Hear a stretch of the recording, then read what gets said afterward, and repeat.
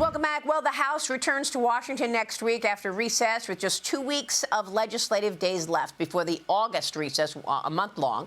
Republicans in the House discussing a third reconciliation package before the August recess, but the Senate in no hurry to pass any additional policy package. Many senators have told us there simply is not enough time. Joining me now is New York Congresswoman Claudia Tenney. She serves on the House Ways and Means Committee. Congresswoman, great to see you this morning. Welcome back. Why is the Senate unwilling or unable to pass the president's agenda? It seems that every time we raise the Save America Act, they say there's just not enough time. Yeah, well, there's plenty of time. They just don't have the votes. And that's the problem. We have the 60-vote threshold under the filibuster, which means that you can't just pass by a simple majority unless we go through reconciliation. As you know, we've done one major reconciliation. That was the working families tax cut that we passed last year. Probably the single most important legislation ever passed in our history. It was an incredible bill with all kinds of issues, and it's what is fueling our economy. It's why small businesses are booming and doing well in spite of some of the things in the conflict in Iran and other parts of the world. But the second part of the reconciliation, we finally got that the rest of we were able to use the budget reconciliation process to get the rest of our immigration work done. Now reconciliation 3.0, everybody has a priority. Everybody has something they want in it. My chairman, Jason Smith, obviously running the Ways and Means Committee, the largest jurisdiction in the entire Congress. We want to see tax cuts in it. We want to continue to go down that road. It has to have financial parts of it. A lot of senators just say that they don't have the votes. It all comes down to whether we do with the filibuster. Do we break the filibuster and risk putting it out there and getting the votes that we need for Save America and a lot of these other things that we got to add in there? Remember, we've got to if we're going to do reconciliation and do it on a simple majority, you've got to find a way to show that Save America has fiscal implications in order to do it under the rules in the Senate. All right. Well, what about attaching it to something else? I mean, look, the confirmation hearing for Director of National Intelligence Jay Clayton was canceled this week because the president was concerned over getting Clayton's replacement in place, confirmed for the Southern District of New York's U.S. Attorney. Now, the delay threw another wrench into the FISA extension talks. Now, we've got millions of foreign visitors in this country for the World Cup. Should Americans be concerned about this lapse in security since you were unable to get the FISA extended? I do think Americans should be concerned because of what's happened over the preceding 10 to 12 years in this country under the policies of President Obama, and really exacerbated under the policies of President Biden with this totally open border and all these people coming across, which gave way to all kinds of fraud, abuse, and waste. Cartels, organized crime groups have come in and taken advantage of us across every level, whether it's home health care in Los Angeles to what we see going on in Minnesota, what we see potentially in other states, including New York. So with FISA out there, I'm on the House Intelligence Committee. We cannot track anyone, a foreigner. And I want to just say something, Maria, that's really important. I am a huge constitutional conservative. That's what I care about. I take an oath to the United States. But remember something about the Fourth Amendment. When people are objecting to FISA, it's for surveillance on foreign individuals outside the country. Many of these people have gotten in and they're coordinating with what we call new U.S. citizens. The head of major Mexican cartels, are U.S. citizens now because they were able to take advantage of birthright citizenship and really, undermine all of our laws and dignity and good faith in our country. So we're in a tough spot. But the Fourth Amendment says that people shall be in their secure in their homes, and there shall not be unreasonable searches and seizures without a warrant. But it doesn't say that you can't have a reasonable search and seizure. And when we're talking about FISA, there already is a warrant out there. But what's happened with FISA now is by this expiring, any new investigations or cases that we would have to open up on, say, someone trying to attack for example, the UFC fight, or someone trying to attack, one of these soccer matches.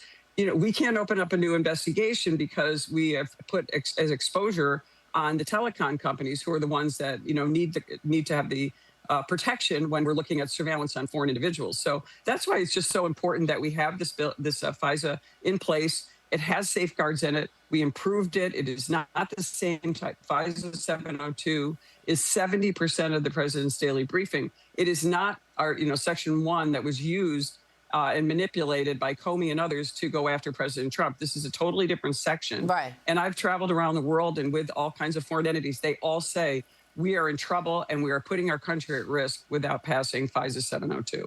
I mean, the Democrats know that. I mean, I still, is it unrealistic to believe that you could attach the Save America Act to the FISA extension? I mean, this is one of President Trump's most important agenda items, passing the Save America Act. The bill would mandate voter ID and ensure that only U.S. citizens are voting in American elections because you have to be proving citizenship. I know the House passed it months ago, but the Senate hasn't moved on it, and Democrats are continuing to stonewall it. California Congressman Ro Khanna was here yesterday, and here's what he said. Watch.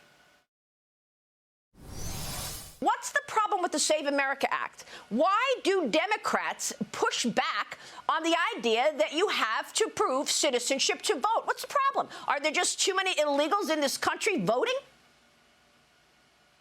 It's not an issue that you have undocumented people in mass numbers voting. You know that, Maria. The data doesn't show that. And the challenge is that, I mean, look, the way the excuse me one second. Elections have been lost just by 1,000 votes. 500 votes here, 1,000. So when you say, oh, there aren't large numbers of illegals voting, there shouldn't be any illegals voting. It's against the law. Elections agree. have been lost by a couple of votes. So just to say, oh, it's not a lot, that's not an answer, sir. But people have been fear-mongering that when that's not an issue in the election. And the reality is you have, in cases of women, some of the, in the cases of, in the cases of some people who are married, that you want them, if they've changed their name, to go and have to prove that with their birth certificate to a registrar that they changed the name. Get your birth certificate. What's the? Yes, that's the law. You can't vote if you're not an American citizen. Yes, get your birth certificate. Yes, that's exactly right. No problem. You know what? I wanted a copy of my birth certificate. I went online. I got the birth certificate. I've got it. It took a week. No problem.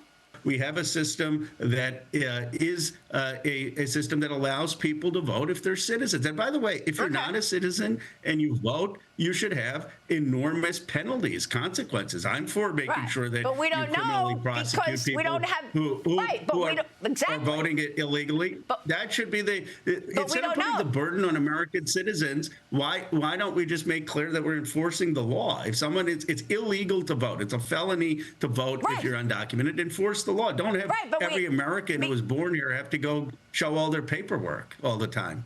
That's the only way to do it. You have to have a citizenship proof. That's the only way to do it. I mean, that's your citizenship proof. It's not on the backs of America. It's your responsibility to ensure that you're doing it lawfully. Congressman, what do you say about this? You're the chairman of the Election Integrity Caucus. I absolutely love that, Maria, because you are just seeing sleight of hand by the Democrats. There's absolutely no reason why we shouldn't have voter ID. We have to have people prove citizenship and that they reside where they're voting. It's just integral to election integrity. And I listened to this straw argument. Here's the thing, Maria. Once the ballot gets in the box, you cannot prove fraud. And that's what the Democrats are banking on. Let's get all these ballots. Once they get in the box, whether they're provisional ballots or whatever they are, you can't go back and pick up a ballot and say that this was because they're blank. You can't say this was an illegal immigrant or not. Their ballots in the box. I know that. I was winning by 28,422 votes in 2020 after 100 days in court against sleazy vote trafficking lawyer Mark Elias, who represented Hillary Clinton and all the Democrats and everyone else. I only won by 109 votes because they allowed all these ballots to get in the box and we couldn't refute them.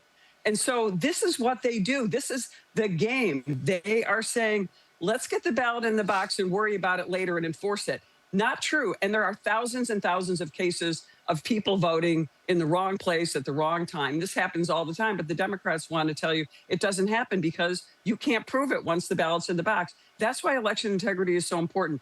Let's know who's voting, when they're voting, when they get there. And I'll tell you, Maria, I think you know I went to Honduras as an observer to their elections in a very tiny country with little resources. They require voter ID, they require biometrics, and they require that you prove that you are voting in the right precinct and you're eligible to vote in that precinct. Why can't we do that in the United States of America? The only countries that don't mandate that are places like North Korea, where there really isn't any free voting. This is just fundamental. We've got to get this passed. I don't understand. But remember, the Democrats won't vote for anything right now. They have leverage because they've got the filibuster. They are not going to support anything. It's not common sense for them, or it is common sense for them, but they just don't want to do it because so is there any, they've got us scrambling. Is there anything that you think is going to get done in the next 2 weeks? Anything substantive ahead of the August recess? I think there are a lot of smaller bills and initiatives we're definitely going to get done. It's going to be a struggle to get some of these over the line. I hope we find a deal with FISA. I do think, unfortunately, we probably will not get the Save America Act done unless we bust the filibuster until after the midterms. I do think that the Republicans are going to win the midterms in the House. I can't speak a lot for the Senate because I don't know a lot about it, but I think you're going to see a huge scramble after the midterms. All right. Congressman, it's great to see you this morning. Thank you. Thanks. Claudia Tenney this morning in New York. We'll be right back.